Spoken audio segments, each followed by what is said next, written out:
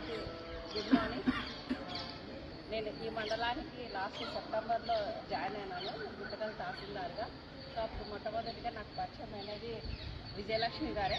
అంటే వెంటనే వినాయక చవితి వచ్చింది, అప్పుడు ర్యాలీలో ప్రసరీలో పాల్గొనేటప్పుడు పరిచయం అయ్యారు.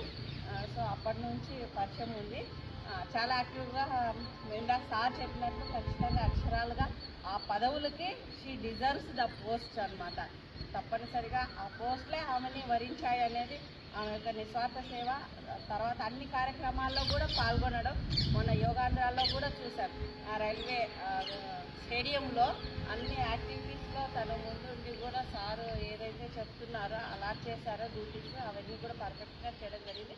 అదేవిధంగా తన యొక్క నిస్వార్థ సేవ వల్ల ఆ రెండు కూడా సివిల్ సప్లై సంబంధించే మాకు అనుబంధం ఉన్న రెండు డిపార్ట్మెంట్సే. మా రెవెన్యూలోనే ఆ రెండు కూడా ఉంటాయి. సివిల్ సప్లైస్లో ఒకటి అది డిస్ట్రిక్ట్ లెవెల్లో విజిలెన్స్ అండ్ మానిటరింగ్ కమిటీ అని ఉంటుంది.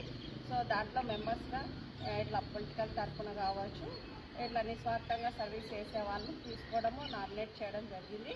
అదొకటి. ఇంకా ఎఫ్సిఐ ఫుడ్ కార్పొరేషన్ ఆఫ్ ఇండియాలో స్టేట్ లెవెల్లో ఒక బాడీ ఉంటుంది. సో దాంట్లో కూడా మేడం గారు ఉన్నారు. సో మాకు కూడా చాలా సంతోషము, హ్యాపీగా ఉంది. Thank you. మరిన్ని పదవులు మీరు ఉన్నతమైన పదవులు వరించాలని, దానికి అర్హత కూడా మీకు ఉందని ఈ సందర్భంగా అవకాశం ఇచ్చిన ప్రతి ఒక్కరికి కృతజ్ఞతలు.